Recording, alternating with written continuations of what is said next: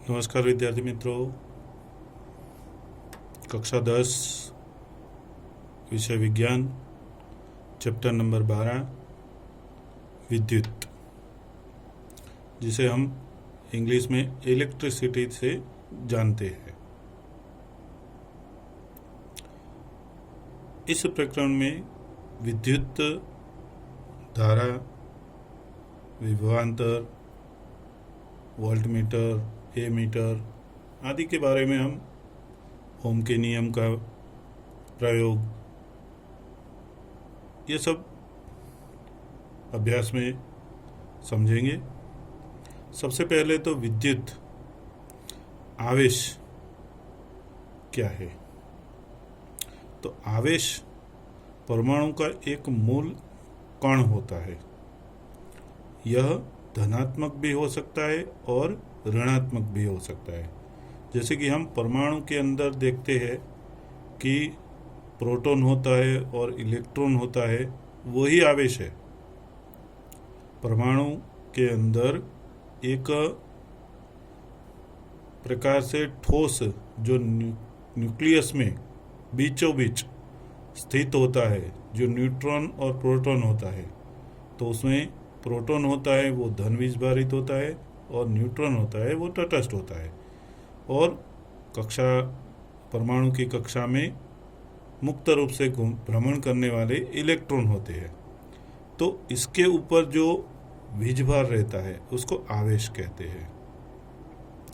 ये आवेश धनात्मक भी हो सकते हैं और ऋणात्मक भी हो सकते हैं।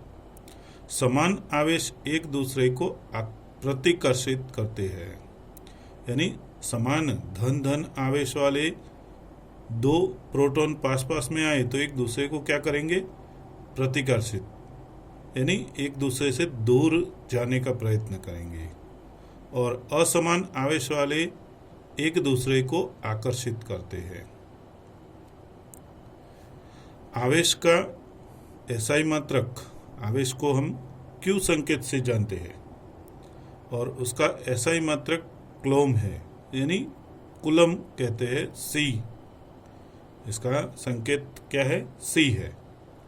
एक कुलम आवेश में 6 गुने 10 की 18 घात इलेक्ट्रॉन उपस्थित रहते हैं। तो एक कुलम्ब यानी क्या, तो 6 गुने 10 की 18 घात इलेक्ट्रॉन की संख्या, उसको एक कुलम्ब कहते हैं। विद्युत धारा, तो विद्युत की धारा जैसे पानी की धारा होती है, वैसे ही विद्युत की धारा यानी विद्युत आवेश को प्रवाहित होने की दर को विद्युत धारा कहते हैं, जिसमें इलेक्ट्रॉन का प्रवाह बहता है। वो दिखाई देता नहीं है। इलेक्ट्रॉन इतने छोटे हैं कि वो धातु में से प्रवाहित होते हैं, लेकिन अपने को दिखाई देते नहीं है। विद्युत धारा यानी आवेश बटे समय, ये परिभाषा के आधार पर हम इसको सूत्र में कन्वर्ट करें तो विद्युत आवेश के प्रवाहित होने के दर को विद्युत धारा कहते हैं।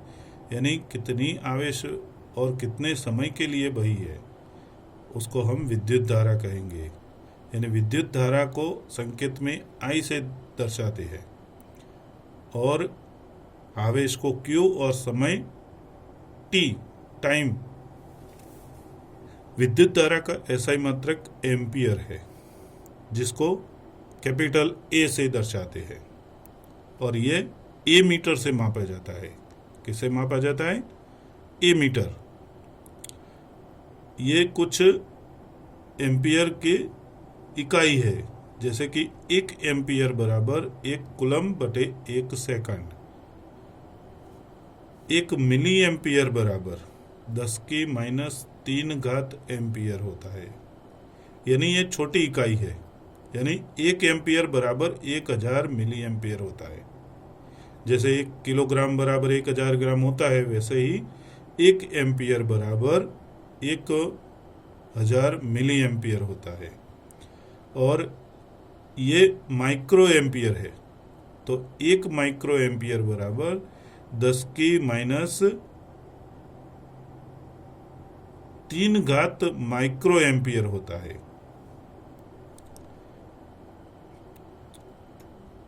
मिली एम्पियर, सॉरी। और 1 माइक्रो एम्पियर बराबर 10⁻6 एम्पियर होता है। इसका मतलब 1 एम्पियर बराबर 1 के पीछे 6 शून्य 10⁻6 माइक्रो एम्पियर होंगे। तो 1 एम्पियर बराबर 10⁻6 माइक्रो एम्पियर होता है। विद्युत धारा को एमीटर के द्वारा मापा जाता है, वो तो हमने पहले बोला। एमीटर का प्रतीक इस तरह से दर्शाया जाता है। विभवांतर, विभवांतर क्या है? तो एकांक आवेश को एक बिंदु से दूसरे बिंदु तक लाने में किया गया कार्य को विभवांतर कहते हैं, जिसको हम संकेत V से दर्शाते हैं। फिर से एक बार, एकांक आवेश को एक बिंदु से दूसरे बिंदु तक लाने में किया गया कार्य जिसे हम विभवांतर कहते हैं।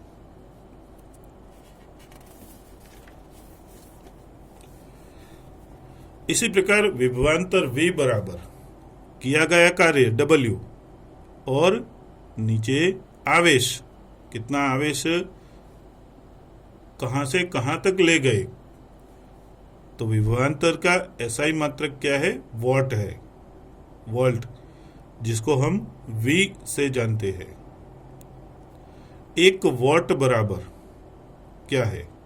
तो 1 वॉट जब 1 कूलॉम आवेश को लाने के लिए 1 जूल कार्य होता है।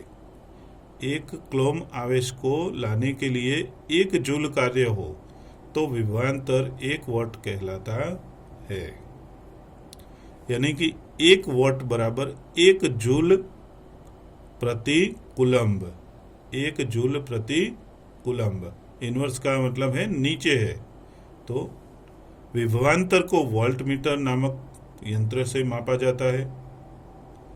परिपथ में वोल्टमीटर को पार्श्वक्रम में संयोजित किया जाता है, जबकि ए मीटर को श्रेणी क्रम में संयोजित करते हैं। लेकिन ये पार्श्वक्रम और श्रेणी क्रम बाद में आएगा, तब आपने फिर से चर्चा करेंगे इसकी।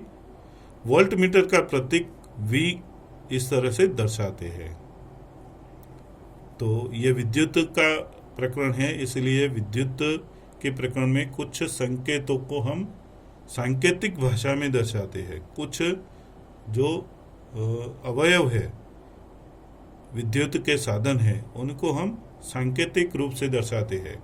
तो विद्युत सेल को इस तरह से हम एक प्लस साइड बड़ा छोर और माइनस साइड छोटा छोर, इस तरह से हम प्रतीक के रूप में दर्शाते हैं। बैटरी या सेल का संयोजन, एक से अधिक बैटरी हो तो इस तरह से दर्शाते हैं।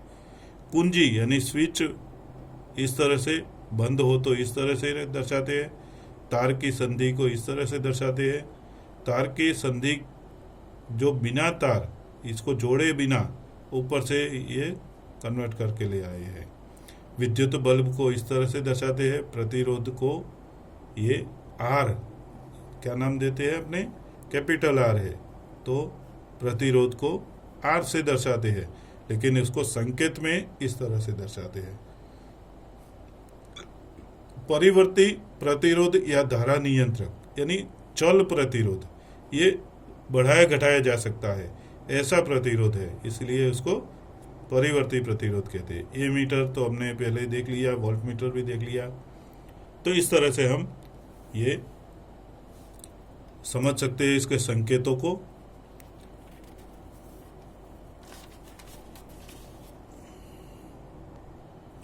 तो हमने जो संकेत देखे उनको याद करना है, कई बार परीक्षा में छोटे सवाल के रूप में पूछे जाते हैं। अब आते हैं आगे, ओम के नियम को समझे। ओम का नियम क्या कहता है? तो ओम के नियम के अनुसार किसी विद्युत परिपथ में धातु के तार के 2 सिरों के बीच विभवांतर उसमें प्रवाहित होने वाली विद्युत धारा के समानुपाती होता है, परंतु उसको दूसरे शब्दों में कहे तो V बराबर I इंटू आर, जहाँ आर क्या है तो नियतांक है। तो अपने को यही सूत्र का उपयोग ज़्यादा देखने को मिलेगा ये चैप्टर में। अब ये ओम का नियम और उसका प्रयोग 3 या 4 नंबर में पूछा जाता है, तो किस तरह से इसका प्रयोग को समझे और लिखने को आए तो हम कैसे लिख सकते हैं। तो ओम के नियम को दर्शाने वाला प्रयोग का वर्णन करे, ऐसा प्रश्न पूछा जाए तो उसमें हम हेतु यानी ओम के नियम की पुष्टि करना। साधन, क्या क्या साधन उपयोग में आएंगे, तो वोल्ट मीटर दिखता है अपने को, ये मीटर दिखता है, रेजिस्टेंस दिखता है यानी प्रतिरोध दिखता है, बैटरी दिखती है, कुंजी दिखती है, ये तार को जॉइंट किया है वो तार, तांबे के तार दिखते हैं, ये सब इसमें साधनों में लिख देना है। तो यहाँ पे 0.5 मीटर निक्रोम का तार, यानी ये जो निक्रोम का तार रेजिस्टेंस के रूप में उपयोग में किया है, 1.5 वॉट की battery, 4 cell, volt meter, ammeter, कुंजी आदि का उपयोग करते हैं। इसको किस तरह से हम प्रयोग करेंगे, तो आकृति में दर्शाए अनुसार निक्रोम के तार के साथ 1.5 वॉट की एक सेल कुंजी यानी स्विच और एमीटर के साथ जोड़े। ये निक्रोम के तार को, दोनों तारों को, एक तार यहाँ से ये कुंजी के साथ और कुंजी का दूसरा तार बैटरी के साथ, बैटरी का दूसरा भाग एमीटर के साथ और एमीटर का दूसरा भाग रेजिस्टेंस के दूसरे छोर पर। तो इस तरह से हम इसको परिपथ को पूर्ण करेंगे और 1.5 वॉट का एक ही सेल लगाएंगे। अब दोनों सिरों के बीच यानी प्रतिरोध के बीच वोल्ट मीटर लगाए। यहाँ पे ये वोल्ट मीटर इस तरह से लगाया है, यहाँ पे नहीं लगाया कि यहाँ पे नहीं लगाया, ये जो पार्श्व क्रम में लगा हुआ है। कैसा पार्श्व क्रम में, इसके साथ पार्श्व क्रम में लगा है, जबकि ये परिपथ के साथ एमीटर श्रेणी क्रम संयोजित किया गया है। कुंजी चालू करे, एमीटर में धारा I और वोल्ट मीटर में वोल्टेज V का मान प्रेक्षण सारणी में लिखे। जो अवलोकन हम लिख रहे हैं उसमें 1.5 वॉट का सेल लगाने के बाद एमीटर का रीडिंग नोट करे और वोल्ट मीटर का रीडिंग नोट करे। अब परिपथ में एक सेल की जगह पे क्रमशः दो सेल यानी 1.5 वॉट का 2 सेल यानी 3 वॉट पावर हुआ। तो 3 वॉट पावर होने से क्या एमीटर में फर्क आता है और वोल्ट मीटर में क्या फर्क आता है, वो हमें सारणी में उसको नोट करना है। इसी प्रकार 3 और 4 सेल लगाने के बाद इसी तरह प्रयोग का पुनरावर्तन करें और उसका मान जो है वो हम सारणी में नोट करेंगे। तो सारणी में हम इस प्रयोग करने से हम जो प्राप्त परिणाम होते हैं वो किस तरह से लिखते हैं, सारणी कैसे बनाएंगे, तो सारणी इसी प्रकार से हम बना सकते हैं। जैसे कि ये सारणी बनी हुई है, प्रेक्षक सारणी लिखा है, इसमें क्रम है, सेल की संख्या है, पहले 1.5 वॉट, फिर 2 सेल लगाए 3 वॉट, फिर 3 सेल लगाए 4.5 वॉट और 4 सेल लगाए 6 वॉट। तो वॉट की वोल्टेज, ये वोल्ट मीटर में कितने वोल्टेज आए, तो पहले एक सेल लगाया था तो 1.5 वॉट, फिर 3 वॉट, फिर 4.5, फिर 6। और एमीटर में विद्युत धारा कितनी बहती है, वो एमीटर का तो 0.1,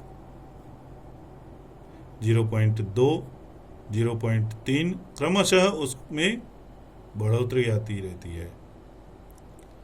तो इसके आधार पर हम V/I, 2 सिरों के बीच का वोल्टेज V और I दोनों को हम अनुपात में ले V/I करें तो कैसे क्या होगा।